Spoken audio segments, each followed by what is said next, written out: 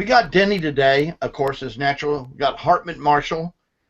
We got Bob Cook from Resource Communications. We got our friendly Canadian, Tony Fortunato, and, of course, me. And, Denny, I'm going to make one announcement that's pretty important. On November the 3rd, I think it is, Gerald Combs, who everybody knows is the founder of Wireshark, will receive the 2016 Hall of Fame Award for his contribution to our technology world. And this is a big thing. Gerald is an awesome person, and he deserves this award so very much. So, Denny, take it away with Resource Communications. Thank you, Tim. Well, good morning, good afternoon, good evening once again. Welcome to the show. We're actually shifting gear just a little bit today. Typically, our show is about entrepreneurs, about manufacturers, about vendors, and about technologists and so forth. And Tim and I, as you know, have been entrepreneurs for many decades, so we are used to the kind of emotional ups and downs of being entrepreneur, and we learn not to take things personally. In fact, there's a saying among entrepreneurs that what we call the failure is an orphan, and success is a bastard. Meaning that if you fail, nobody cares, but if you succeed, then everybody's going to take credit. But one piece of that puzzle that enables success as entrepreneurs often overlooked, which is that we typically focus on the people with the technology, the people with the marketing skill, and then ultimately the customer. But there's a huge piece in the middle that is really important for the success of any entrepreneur, which are the channel partners. These are the people that actually take your solutions and represent you to their customers. Now, I think today is going to be a very interesting show, because I think that we have a chance to really meet one of the manufacturers rep, Resource Communications, and in fact two of the principals. So I will let Tim introduce them once again. But I think one of the things that I like to talk about is how the landscape had changed over the last couple of decades. In fact, I would like to ask the question. What's the difference between a manufacturer's rep and a reseller? In fact, even that definition is changing. So what exactly do they do, and how do they help our customers, and how do they help our viewers? Tim, why don't you introduce our friends today? Yeah, I mean, I've known Hartman for at least 3 weeks, and I've heard of Bob for many years. I won't tell you how long I've known Tony. But I was a rep years ago, and we were both a rep and a reseller for sister and daughter, for those of you who are over 50 years old, right, and you remember them. And what a rep brings, or a reseller brings, is technology and understanding of what customer needs are. You know, the biggest problem today is we have people that sell a widget, one item, or one company, or one product line. And when they go see a customer, all they want to do is focus on him buying that product. They're not really necessarily looking for a long-term solution. And that's when you bring guys in like, you know, Bob and Rich, who's not with Stan, unfortunately, and Hartman. They come in with years of experience and knowledge. Of course, they have a product line list that they look at, and as I may say, you guys have got quite a list. You've got Garland, you've got Viavi, you've got Packet Storm, you got, let's see, of course, Anui, which is now Ixia, Netfort, Live Action. All of these are, almost all of these customers are also sponsors of Love My Tool. And so what you bring, and Bob and Hartman, I know you very well. So what you guys bring is, I call it thoughtful selling. You're not just in to open a book and say, point to what you want, we'll get you a quote. You try to look into a customer and try to see what's in the future. And an old friend of mine used to say, you're not a salesman until you've been able to go back to the same customer many times and help him grow his network. And I think that's the best definition of a rep or a reseller. You're looking to establish a relationship, not just to get a purchase order. Yeah. Is that what you think, Bob? Hey Bob, so yeah, so take that and you know, if you start with the days that you actually first met Tim, we don't have a long enough show to do this. So start with the landscape today. How do you see the industry? How do you guys fit in? And then we kind of, if we have time, we can work back to historical perspective. Go ahead, Yeah, Bob. I think that yeah. So I think that our place in the ecosystem really is that we've been around for a long time. We've been selling networking and networking test tools for near 30 years now, over 25, and we're in the Chicago area, and we've been selling to the same customer base for that whole time. And obviously the landscape has changed quite a bit. Manufacturers have come and gone. Technologies have come and gone or been wrapped up in other things. And so our customers, though, have remained the same. So, now people obviously move around. But the reality is that our focus is to work with the customer and provide a solution that best meets their technical needs as well as their economic needs. And so, oftentimes we will have multiple products within our product line that can meet a customer's requirements. But which one we choose to offer typically depends on what's the best fit, and both technically and economically. So our goal is always to assist our customers because the manufacturers do change. I mean, we avoid churn as much as we can. We believe in long-term relationships, both downstream toward the customers and upstream toward the manufacturers. But ultimately, it's the customers who pay the bills. And that's who we work to satisfy and make sure we've taken care of and met their needs. And that isn't actually just even pre-sales, post-sale as well. Yeah, and I might add, we also help smaller startup companies to even get into the market. So we are basically their sales arm into a market they couldn't otherwise penetrate, and basically combine this with our. Uh-oh, we lost Hartman. Yeah, he's on Wi-Fi. That's why. Yeah. Bob? Yep. How do you, Yeah, so let's pick up where Hartman was talking about. Let's just focus a bit on a startup Sure. company. A startup company comes to you and says, we have just invented sliced bread, and you're so lucky that you're giving me an opportunity to represent us, right? I mean, life is full of disappointments, and unfortunately, many of those disappointments come from startups. Yep. So here's the thing: is that we do work with manufacturers. Obviously, manufacturers seek us out oftentimes because for the exact reason that Hartman mentioned, is that they're looking for a way into a market space.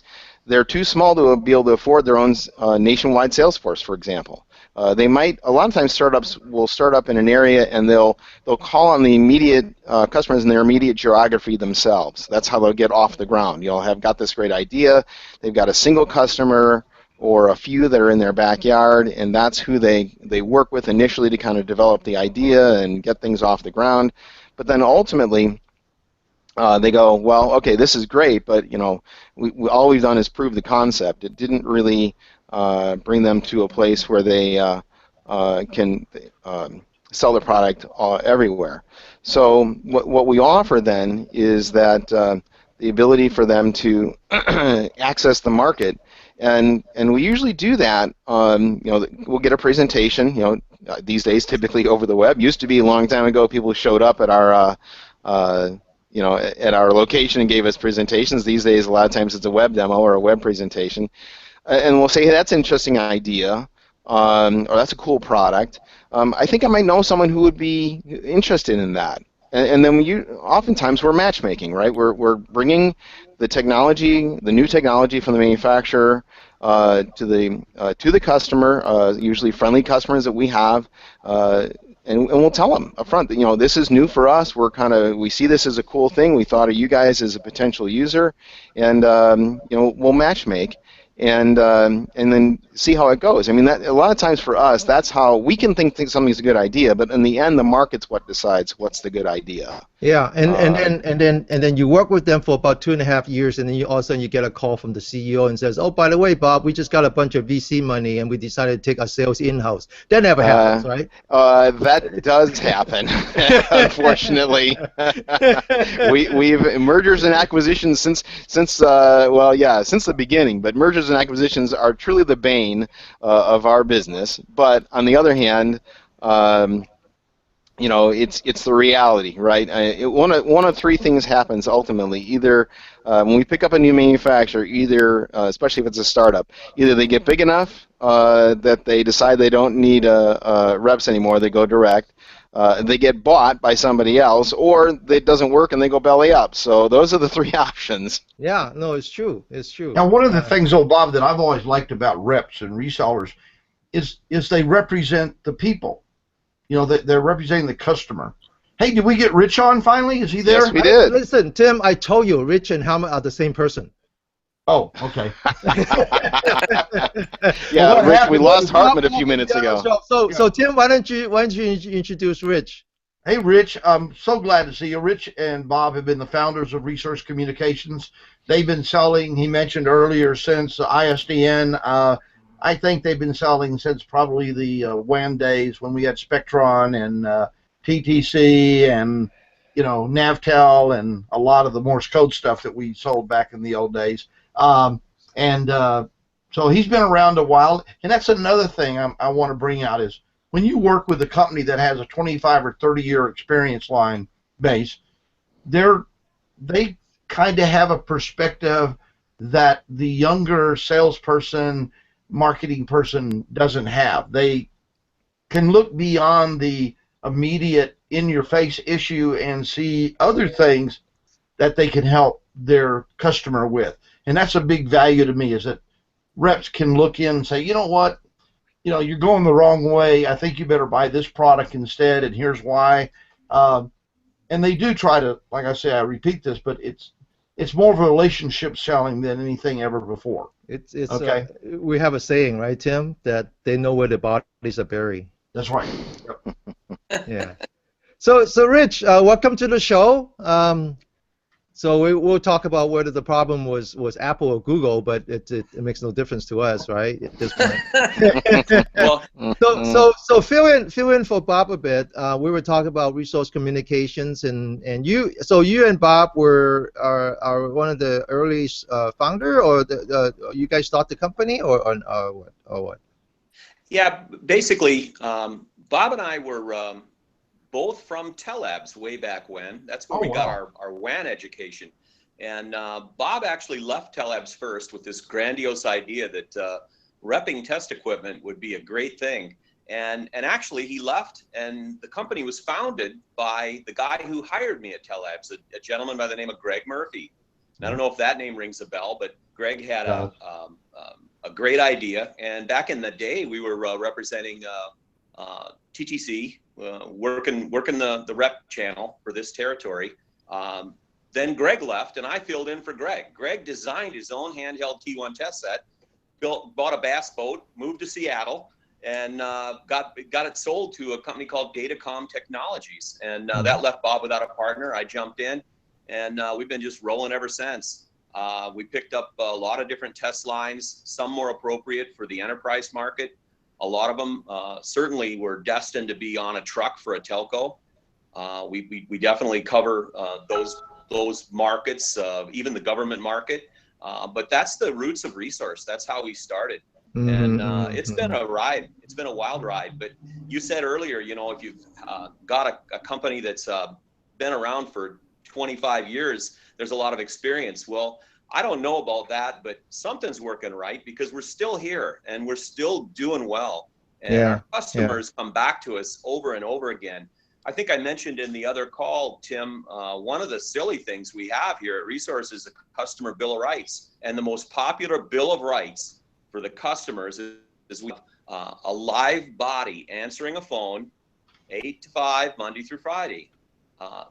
you wouldn't believe how well that's received. People actually get somebody answering the phone rather than, you know, a voicemail system. Our customers comment on that all the time. So sometimes simple things from the old days that we've carried through to now really do help make our customers come back. Beyond that, I think it's a lot of being able to see beyond what some customers can see with respect to helping them with their applications. And you guys were alluding to that. It goes a long ways, right? I mean, Yeah, Absolutely. yeah. I do want to take it back to the entrepreneur, the startup, just a little bit before we move on, to a different topic. I think that if you look at our website, lovemytool.com, you will see that we have what is it now, a dozen sponsors. And you will see big names, and then you will see small companies. Tim and I, we often joke about this. Tim and I are agnostic, but we're not promiscuous, right? Well, it depends on how much I've had to drink. I know. We all have a threshold. So anyway, the point is that our sponsors, the people who actually care about the success of Love My Tool, are both market leaders and thought leaders, right? The thought leaders being the startups are hopefully thought leaders. And so my shout out to the entrepreneurs out there who are interested in building the company is that you think of people like Resource Communications as your partner, right? And they can do a lot for you because they really understand the needs of the customer. They have the trust of the customers. But don't be stupid. You know, don't go down the road 2.5 years and then decided to put the rug under them, because people forgive, but they don't forget. And this is the kind of thing you don't want to do, right, Tim? That happens a lot. It really does. It does. Yeah, it happens a lot, but it actually in the long term hurts the company because it breaks the bond that they had with the firm they were working with. And again, that's, you know, we used to jokingly call a lot of this stuff back in the old days. You had total account selling, and we had, you know, all the other acronyms.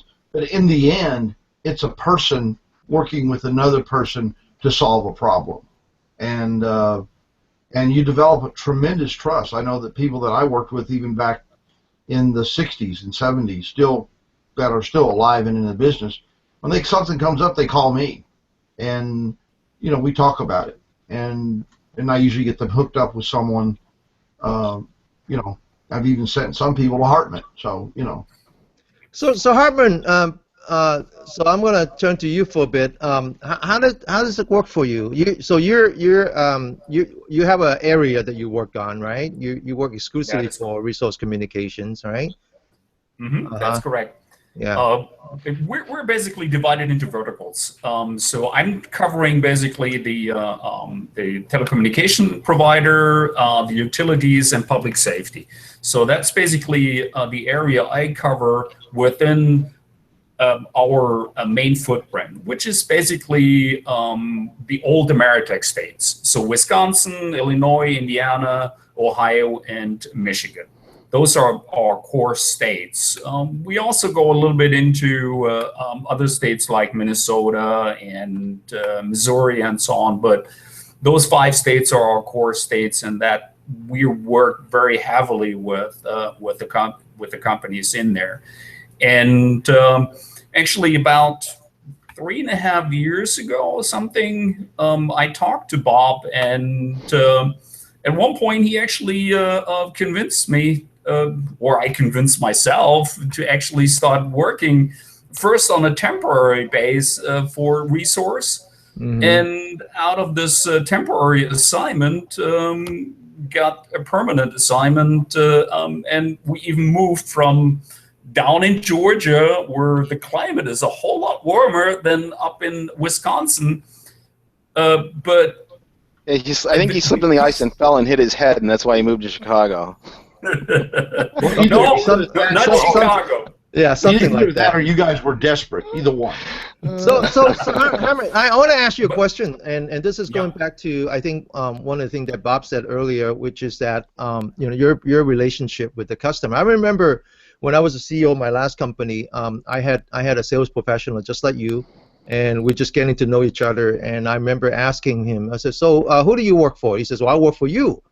I said, "If you work for me, you're not going to be able to hold on to this job for very long. That's right. You don't That's work. right. I might sign your paycheck, but you don't work for me. You work for my customer." Right? Exactly. How do you balance that? You know, of course, you report into your company, but your primary focus is really the customer and helping the customer to purchase the right solution. And basically, if I help my customer, they help me to generate business and revenue for my company. Yeah, and this is especially true with internet. I mean, now that we have so much access to information, and if you think that you can still like hide things from your customer, right? Saying like, okay, here's a better solution, but I better not tell them because he would be buying from the wrong people. That's not going to work. He's going to find out right away. So exactly. So that's going to come back and haunt you, in fact, right? So your best bet right now, your best practice really is, and there's no choice. It is to put the customer first. Absolutely. And when I don't have a solution that fits my customer's needs, I just tell the customer, I think you're better off looking at this solution because that fits much better your need, but I cannot help you with that. Yeah, I'll give you an example. I'll give you an example, my personal example. I'm managing a small property for my parents, and they had to find a new tenant. So we advertise on Craigslist. That's easy to do, and I have to price it. San Francisco now is crazy in terms of real estate. But I have to kind of price it to the market, and then people start to show up, and there's this one person perspective that really liked the place, and then so we're still working on that, and then the next thing I know is that there's another listing that's $200 cheaper than mine, and arguably the same or even better. Now, what do? Right? So what I did was I sent the link to this person and said, "Hey, take a look at this because it's very competitively priced." And and normally you say, "You're crazy. Why would you do that?" Right? You're giving information about a competitor to your potential customer. Why would you do that? I said, "Look, listen. They're pricing it below the market, so the first thing I want to do is get them off the market, right?" Okay. Second is that chances are, your potential customer is going to go to the competitor anyway, but at least now you give them a chance to give you a bid, right? The bid for it, right? Yep. And lastly is that they might still want to buy from you because now you built the relationship. This is putting customer first. Yeah, actually, that builds trust. That builds trust, and exactly. Only without trust you will never have a long-term relationship with a customer. And I really appreciate that because that's what it is. And trust is not something you talk about, right? No. You actually have to build it. You actually have to build it, and you built it out of respect, right? And so again, my shout out to any potential startup out there who's looking for representation is that these are the people we're talking about. These are the people that have spent years building up a relationship with your customer, right? And if you're lucky enough to get in front of these guys and convince them to help you with your success, then it's a relationship that you have to build. And don't be stupid. Don't be greedy. Yeah. Greedy is usually what kills it. But you're absolutely right. Now, when you've been in the business as long as these guys have, Hartman's only 29. Don't listen to him if he tells you he's more than that. But when you've been in the business a long time, if you're still in business, people now know they trust you. I mean, that's almost a given. If you've lasted almost 30 years, the people out there, the customers, it should instantly go to their brain. These guys are trustworthy. Yeah. These people are someone I can trust when I need help. So, but what do you guys see as your biggest barrier, if you don't mind? Okay, we'll go down to Bob and then Rich. Yeah. Sure. Go. Bob? Okay, so yeah, what's our biggest barrier? Do you mean in terms of just functionally doing business these days in the current Yeah, market yeah, space? yeah. That would Yeah. be interesting. Yeah, go ahead. Okay, yeah, I'm sure Rich and Hartman could chime in on this as well. But I think our biggest barrier is probably well, I've talked about a little bit already is mergers and acquisitions, but it's the large corporate influence, right? It makes it challenging because big companies on the manufacturer side, big companies have a different agenda often. And their agenda is to sell stuff, which I understand that's the realities of business. But oftentimes they, as you've mentioned earlier, Tim, too, is they kind of have a short-sighted attitude or thought process about it. It's all about making the numbers. And the thing is that if you don't pay attention to and take care of the details, the customer's real needs and requirements, and answer those, you're in the end, you may have short-term success, but you won't have long-term success. Absolutely. I concur 100%. Yeah, I Hartman, guess or I mean, I'll add Bob, to that. Go yeah, ahead, Rich, you're Rich. next. Go ahead, Rich. I'll add to that. We kind of call that the Wall Street Shuffle, right? I mean, these companies really are dancing to that tune. They have to be responsible to their shareholders, and they really don't think about the customer's best interests. And it turns into an opportunity for us in a way. One of the things that I find that I'm doing a lot is shielding my customers from that. We sometimes end up becoming the gatekeepers for our good customers, keeping the wrong manufacturers from wasting their time and trying to steer them towards the right manufacturers to solve the problem that they have. So, any of these barriers can really become opportunities if you look at them the right way. Yeah. But and also when you get too successful with one manufacturer, then all of a sudden you actually sold yourself out of that manufacturer because then they think they can go direct. Yeah. Hartman and I used to joke about that when we worked together, and I think the last company is, we used to always say, oh, if you're a rep, your first job is to make yourself too important that we take it away from you. But I've never believed in that. Every company I've ever run, we stuck with reps no matter what, even though sometimes I wanted to strangle one or two of them. Ultimately, we wanted to stay with them because that's what our customers wanted. Well, They wanted that relationship. it's sometimes it's not even funny anymore. You can see them coming, right? Oh, yeah.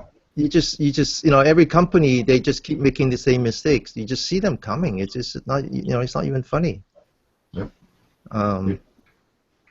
So Yeah.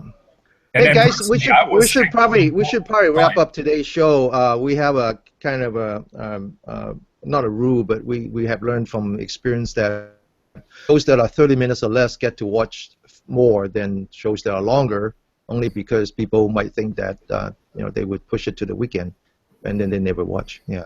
So why don't we kind of wrap up once again? Talk about what you can do for our readers. Readers being well, we have different readers. So we have readers like the end users, and then we have readers like the entrepreneurs or the large companies, right?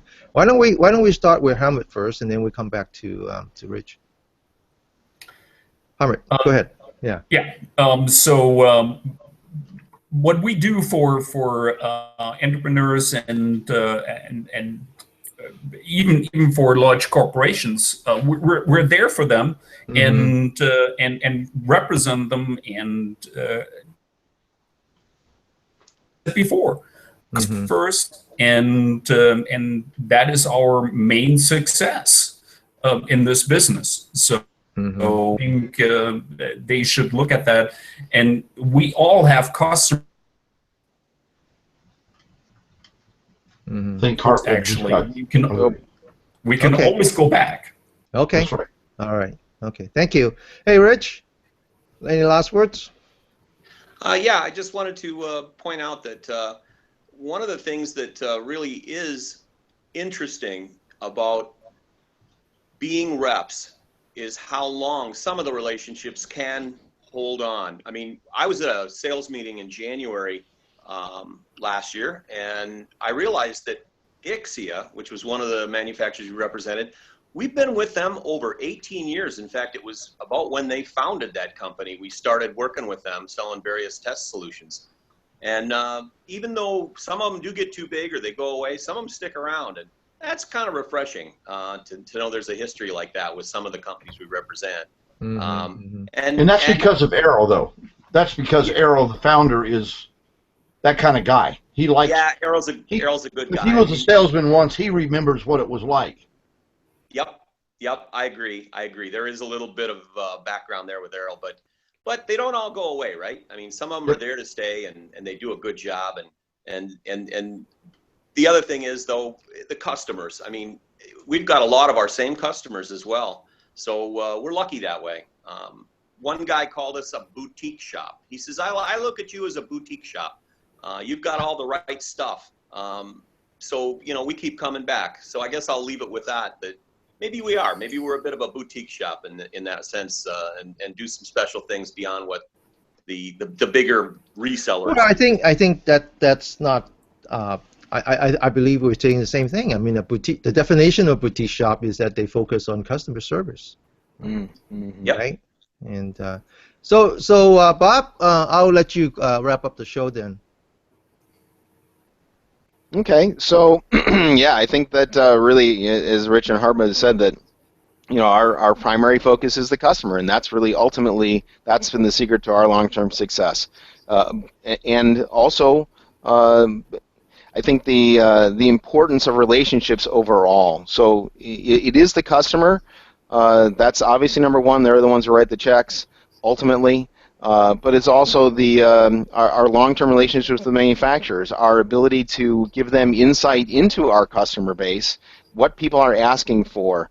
We're not a flash in the pan. We're not here and today and then 6 months or 12 months later on to the next big thing. We're sticking with we're here for our customers, and we're in the same market space.